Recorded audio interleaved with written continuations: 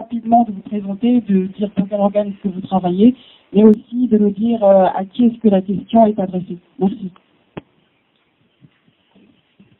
Mon collègue, M. Mwandio, se chargera de la modération des questions en salle.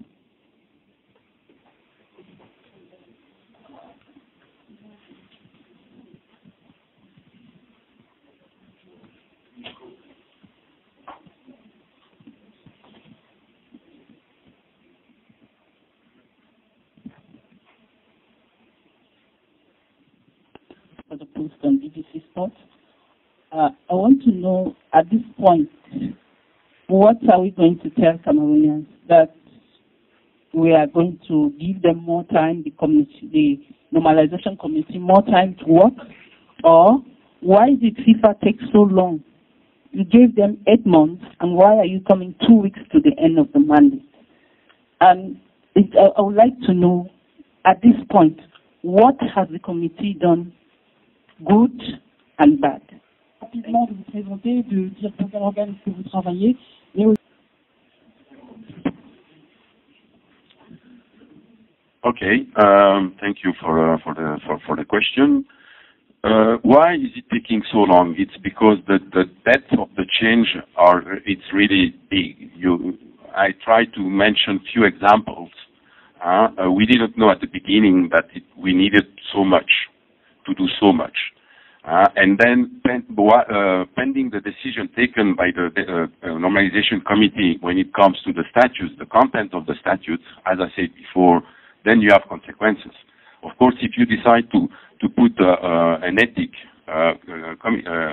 committee, then of course you need to work on the composition of the ethics committee and what will be the prerogative, the competence of this ethics committee. So you need more regulation, more documents. And that's what the normalization committee did, since they sent us so many documents and they cover almost everything. I can tell you that the statutes that will be put forward to the delegates that are of very, very high quality, even I would say the highest quality that you can find today in the member association. Now, what they did good and what they did bad. So I can answer very easily the second part of the question. I am not aware of anything bad.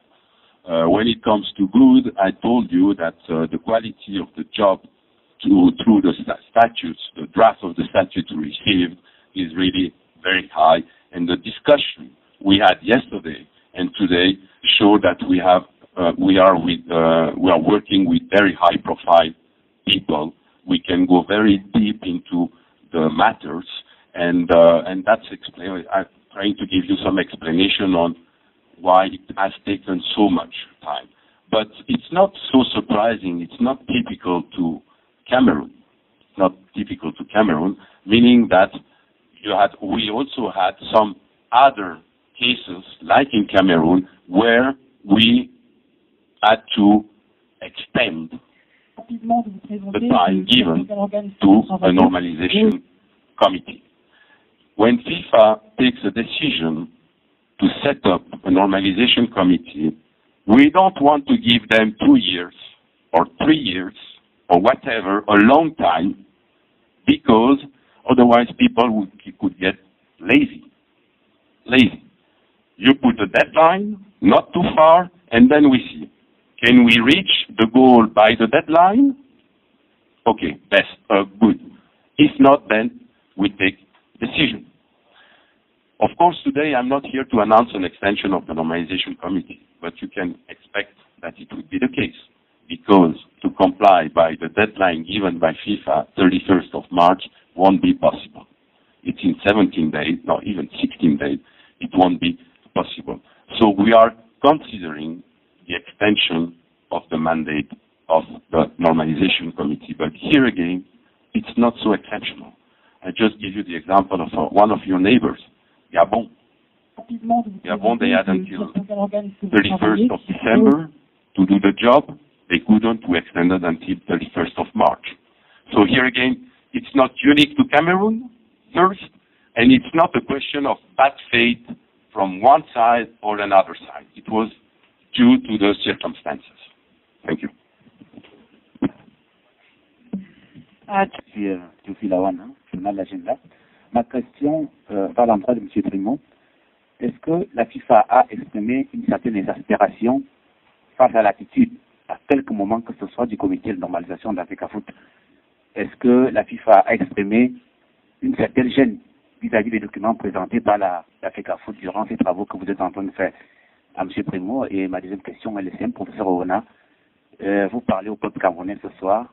Qu'est-ce que vous leur dites? Est-ce qu'il a besoin, est-ce que les gens ont le droit de s'inquiéter? Vous avez fait la mission qu'on vous a donnée, est-ce que vous êtes satisfait? Voilà mes deux préoccupations, merci. Rapidement, Bon, vous me demandez de dire aux Camerounais si on est satisfait. Je dois vous dire que les gens qui composent, pour l'essentiel, le comité de normalisation sont des gens sérieux. Et c'est des professionnels. Dans ce qu'ils font, ils ont appris à le faire. Et je peux aussi vous dire, peut-être cela ne se sait pas, que nous avons quand même une bonne connaissance des réalités du football camerounais. Je crois que nous avons fait notre travail. Nous allons continuer à le faire. Et s'il y avait quelque chose à dire aux Camerounais, je crois que c'est très simple. Nous sommes sur la bonne voie pour faire des statuts, je ne dirais pas infaillibles, mais je dirais des bons statuts qui permettent de répondre aux maux du passé, des bons statuts qui nous permettent d'être au niveau de la FIFA. Je peux vous dire que la séance du travail que nous tenons depuis 2 jours nous a permis de réactualiser nos propositions par rapport à ce qu'on fait aujourd'hui à la FIFA en 2014. Il n'était pas évidemment question, comme je l'ai entendu dire, de ne changer que l'article 4. Il n'était pas question, comme je l'ai entendu dire, de faire du copier-coller des statuts types de la FIFA, parce que le Cameroun, on le dit très souvent, est le Cameroun. Et comme le Cameroun est le Cameroun, nous avons fait l'effort de mettre dans ces statuts une couleur camerounaise tout en respectant les normes universelles. Et je peux dire au nom de mes collègues que nous sommes satisfaits du travail que nous avons fait et nous ferons l'effort à l'avenir pour que ce travail soit encore plus performant et meilleur.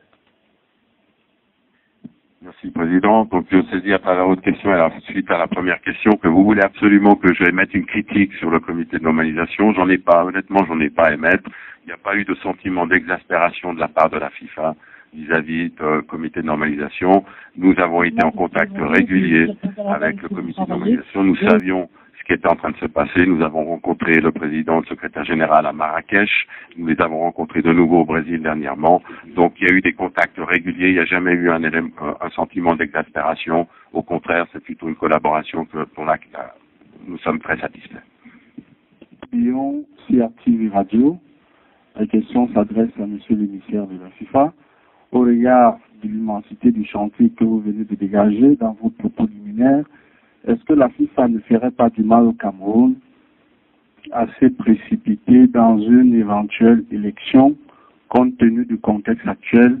Le Cameroun prépare quand même la Coupe du Monde. Est-ce que ce serait opportun de se précipiter, par exemple, pour une élection maintenant? Est-ce qu'il ne faut pas prendre plus de temps à affiner le travail qui a commencé pour qu'on sorte de là avec des tests vraiment grandis pour un avenir encore plus radieux du football camerounais? C'est ma question.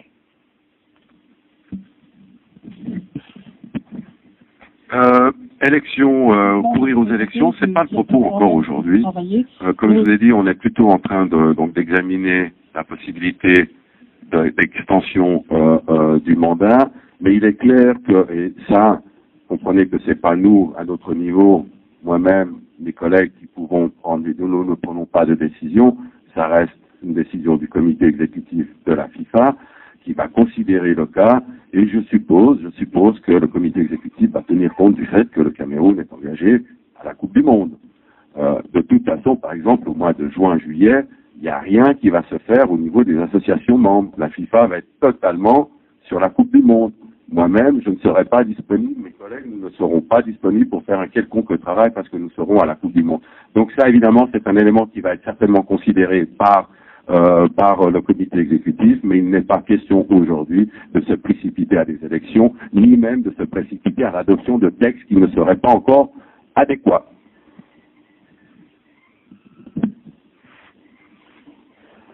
Sans de l'entité d'être cette tentative. La question s'adresse à M. Primo. Vous avez parlé de la limitation du nombre de représentants pour l'Assemblée générale. Nous avons nos spécificités. Par exemple, je prends le cas de la région du centre qui est constituée de 10 départements. Est-ce que dans votre processus, peut-on limiter les représentants par département pour qu'on se dise le littoral à 4 départements, donc ce sera un représentant par département, ou auquel cas, s'il faut arrêter à 4 pour toutes les régions, quel est le mécanisme qui sera mis en place pour que toutes les régions soient véritablement représentées sans glacement de temps? Je vous remercie. Bon, je crois qu'il faudrait que nous ayons la modestie de suivre ce qui se fait ailleurs. Nous, on nous a donné le nombre des membres du comité exécutif ailleurs. Je dois vous dire que c'est assez restreint. On nous a donné le nombre des membres des assemblées générales ailleurs. C'est des nombres assez restreints.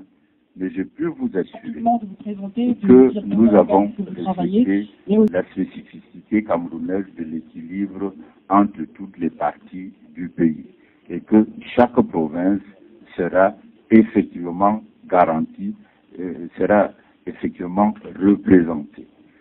Si on prend les départements, je me trompe peut-être, il y a peut-être une soixantaine de départements.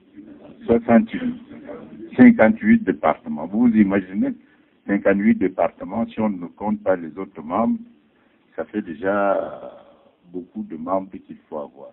Mais je crois qu'on s'est arrêté au niveau des régions et nous avons tenu compte de cela, de la spécificité. Mais nous avons également tenu compte du fait qu'il y a un football professionnel, des vrais acteurs, du fait qu'il y a un football amateur, et du fait qu'il y a un football que nous voulons énormément développer, celui des jeunes et celui des femmes. Et je crois qu'ils seront représentés à satiété dans ces futures institutions. Rapidement, vous vous présenter, de dire pour quel organe est-ce que vous travaillez, mais aussi... Je m'appelle Lindovin Gio, je travaille pour le journal La Nouvelle Expression et le site newsducamer.com. Monsieur le Président, je voudrais comprendre, vous avez dit que vous n'avez pas terminé avec la question juridique. Mais je voudrais savoir quel est le problème du football camerounais parce que beaucoup de questions se sont posées sur le règlement des conflits. Est-ce qu'il n'y a que les textes de la FECAFOOT qui étaient mauvais ou le comité national olympique qui dispose d'une chambre avait aussi des soucis dans ces textes? Je voudrais bien vous dire qu'il n'y a pas un problème au football camerounais. Il y a plusieurs problèmes. Nous avons eu, et c'était une démarche, et je pense que c'est une démarche sage et intelligente, le plaisir d'écouter plus de 300 personnes, c'est-à-dire les acteurs, les vrais acteurs du football camerounais. Et c'est à partir de l'écoute de ces acteurs que nous avons fait le diagnostic. Si vous voulez ici que je liste les problèmes ils sont nombreux, il y a des problèmes de structure, il y a des problèmes de gestion, il y a des problèmes de développement, il y a des problèmes de financement, mais je dois dire que le diagnostic a été fait à partir des réalités du football camerounais. Nous avons reçu tout le monde, y compris les journalistes également. Donc un diagnostic a été fait, c'est à partir de ce diagnostic que nous avons fait nos projections et qu'on a commencé à rédiger nos projets. D'autres ont trouvé qu'on était très lent. J'ai dit que c'est une façon facile de croire qu'on n'avait qu'à réviser l'article 4 pour que tout soit terminé en une matinée.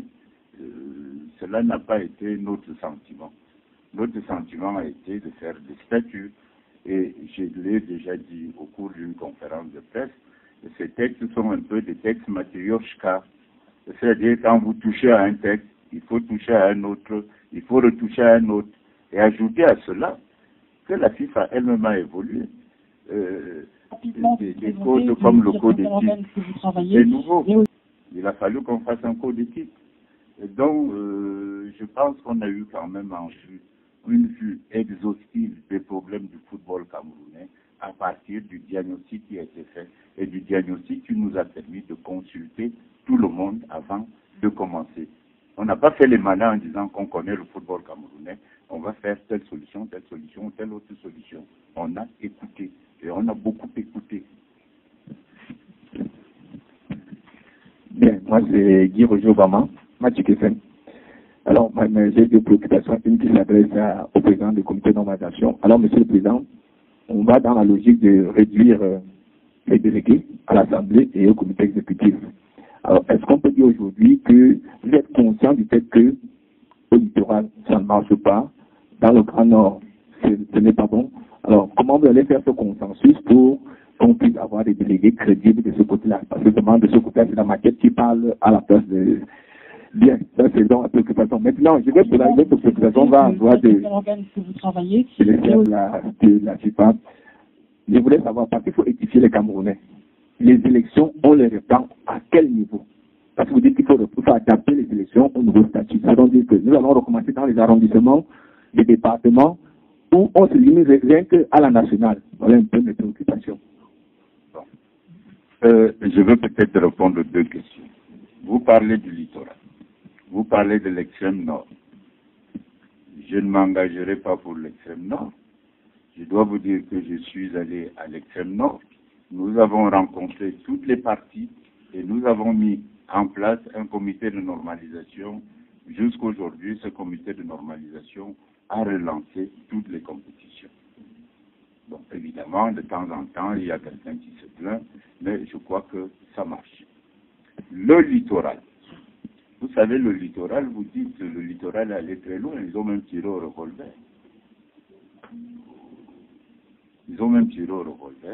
On a mis un comité régional de normalisation jusqu'à une date récente. Cela a bien marché. Toutes les compétitions ont été reprises au littoral. J'ai dit reprises au littoral. Mais il y a certaines autres interférences. Et face à ces interférences, le comité de normalisation a réaffirmé les principes. Et les principes sont, à notre avis, très simples. Indépendance des organes juridictionnels de l'Afrique. Respect de la légalité de la FIFA, de la CAF et de l'Africa Football. Et troisième chose, compétence exclusive, exception de compétences exclusives en ce qui concerne les matières sportives. Vous ne devez pas aller chercher des solutions aux problèmes du football ailleurs que dans les organes qui sont compétents pour trouver ces problèmes. Je crois que quand les gens au littoral se mettront sur cette ligne, ils comprendront. En ce qui concerne le financement, nous avons financé cette année régulièrement. Aucune équipe n'est allée en compétition sans recevoir ce que l'équipe doit recevoir. Nous continuons à financer le football régional. Nous continuons à payer toutes les primes à l'équipe nationale. Et je crois que vous pouvez dire avec nous que quand on a pris cette affaire, le championnat d'élite, il y avait la grève. On a achevé un championnat et on a relancé un championnat en augmentant le budget même en ce qui concerne ce championnat-là. Et quand on a pris des affaires, la Coupe du Cameroun, elle était arrêtée partout. Nous avons relancé les choses et nous avons fait la Coupe du Cameroun. Quand on a pris ces affaires, le football féminin, il ne fonctionnait pas. Il fonctionne. Nous sommes en train de préparer l'équipe nationale en ce qui concerne le football féminin. Quand on a pris ces affaires, le championnat même de jeunes était inexistant. Aujourd'hui, il existe. Nous l'avons lancé. Et nous l'avons lancé jusqu'au niveau des Benjamins. Rapidement, de vous présenter, de dire pour quel organe que vous travaillez. Pour que ça marche, mais je dis que les principes doivent être sacrés si nous voulons que le football camerounais marche. Vous avez posé une autre question. Sur les élections, sur les élections, c'est très simple. Nous voulons faire des vraies élections et des élections transparentes. Et pour faire des élections, il faut un code électoral. Et je dirais pour faire les élections, il faut une commission électorale. Et pour faire les élections, il faut que ça parte de la base. C'est-à-dire, arrondissement, on reconstruit, département, on renouvelle, région par région, on renouvelle, jusqu'à ce qu'on aboutisse au niveau national.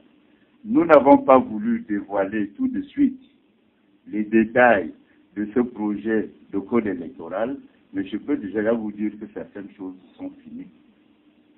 Les procurations requièrent. Vous ne pourriez plus vous faire élire avec les deux procurations. De dire pour quel organe que vous travaillez. La délocalisation requiert. Vous ne pouvez pas faire à EDA ce que vous devez faire à Douala, ou faire à Mbalmayo ce que vous devez faire à Yaoundé. Urne transparente, liste électorale contrôlée par des huissiers. Je pourrais vous donner d'autres détails, mais c'est pour vous dire qu'il faut que le code électoral, que vous connaissez, il sera publié. Et nous ne le cachons pas. Mais nous voulons des élections apaisées également, et des élections où tout le monde applique les principes de transparence. Merci. Merci, Monsieur le Président. Merci rapidement de vous présenter, de dire pour quel organe que vous travaillez, mais aussi de nous dire à qui est-ce que la question est adressée. Merci. Mon collègue, M. Mandio, se chargera de la modération des questions au salle.